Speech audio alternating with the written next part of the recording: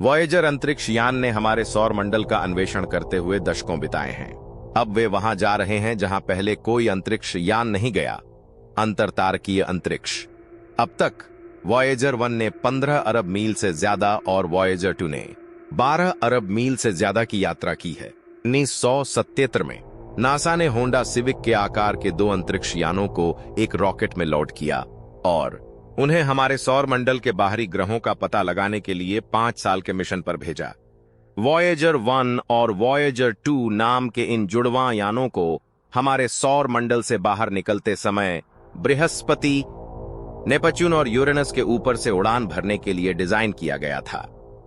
अपनी यात्रा के दौरान ये पृथ्वी पर डेटा और चित्र भेजते थे और अगर ये यान किसी अन्य बुद्धिमान प्रजाति से टकरा जाते तो प्रत्येक यान अपने साथ एक सोने की परत चढ़ा हुआ रिकॉर्ड भी रखता था, जिसमें मानवता का प्रतिनिधित्व करने वाली जानकारी और ध्वनियां होती थीं।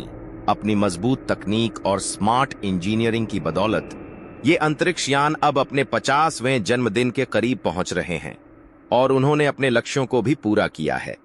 पिछले 5 वर्षों से भी ज्यादा समय से दोनों यान हमारे सौर मंडल से परे यात्रा कर रहे हैं। अभी भी काम करते हुए ये सबसे दूरस्थ खोजकर्ता अब पृथ्वी पर पहले से अज्ञात अंतरतारकीय अंतरिक्ष के विवरण वापस ला रहे हैं।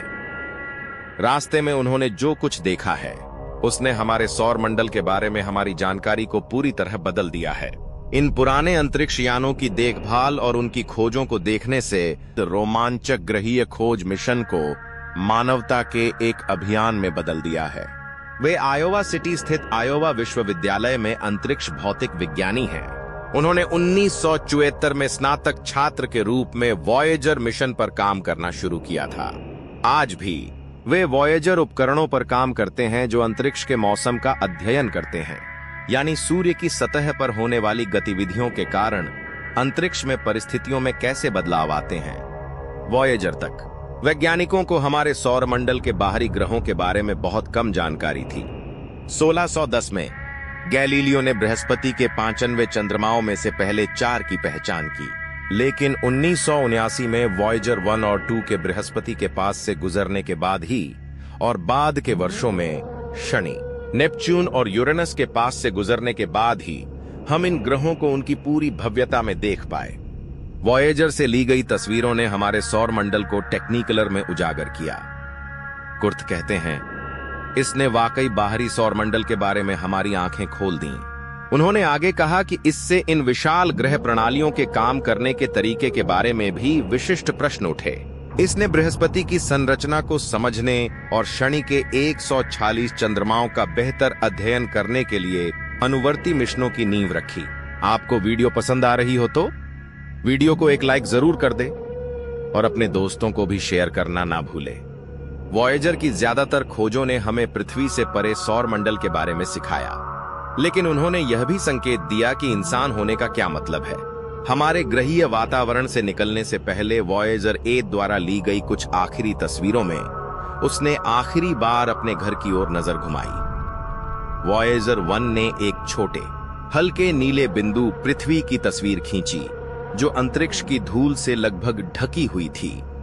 खगोल शास्त्री कार्ल सागन ने 1994 में अपनी पुस्तक pale blue dot a vision of the human future in space में इस तस्वीर के बारे में लिखा था, उस बिंदु को फिर से देखो, वह यही है, वह घर है, वह हम हैं। इस पर हर वह व्यक्ति जिसे आप प्यार करते हैं, हर वह व्यक्ति जिसे आप जानते हैं, हर वह व्यक्ति जिसके बारे में आपने कभी सुना है, हर वह इंसान जिसने कभी अपना जीवन जिया है, एक धूल के कण पर जो सूर्य की किरणों में लटका हुआ है। वॉयेजर मिशन से पहले वैज्ञानिकों ने मान लिया था कि सभी ग्रहों के चंद्रमा हमारे जैसे ही होंगे। हमारा चंद्रमा सुंदर है, लेकिन उसकी सतह पर कुछ भी नहीं हो रहा है। इसलिए जब वॉयेजर ने बृहस्पति के पास से गुजरते हुए उसके चंद्रमा आयो की सतह पर सक्रिय ज्वालामुखियों का पता लगाया तो वैज्ञानिक आश्चर्यचकित रह गए। कुर्थ कहते हैं कि इससे 1950 के दशक में रेडियो वैज्ञानिकों के बृहस्पति की प्रणाली में आयो की भूमिका के बारे में संदेह की पुष्टि हुई।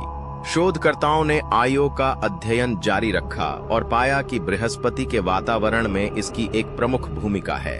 यह इन ज्वालामुखियों से प्रति सेकंड लगभग 1 टन पदार्थ बृहस्पति के चारों ओर चुंबकीय बुलबुले में जमा करता है। यही बृहस्पति की पूरी प्रणाली के कामकाज को संचालित करता है, वे बताते हैं। उदाहरण के लिए बृहस्पति के चुंबकीय क्षेत्र के साथ अपनी अंतःक्रिया के कारण आयो एक विशाल विद्युत धारा उत्पन्न करता है, जिससे बृहस्पति के वायुमंडल में बिजली चमकती है। लिंडा स्पिलकर कहती हैं कि इस खोज ने वैज्ञानिकों को दिखाया कि चंद्रमा कुछ भी हो सकता है। 1977 में स्नातक छात्रा के रूप में रहते हुए वह भी वॉयेजर की यात्रा का हिस्सा रही हैं। आज वह इस मिशन की परियोजना वैज्ञानिक हैं। एक ग्रह वैज्ञानिक के रूप में वह कैलिफोर्निया के पासाडेना स्थित जेट प्रोपल्शन प्रयोगशाला में काम करती हैं। दोस्तों, वीडियो तो पसंद आ ही गई होगी। कमेंट करके बताइए वीडियो कैसी लगी। ऐसी और वीडियो देखने के लिए हमारे YouTube चैनल को सब्सक्राइब जरूर कर लें।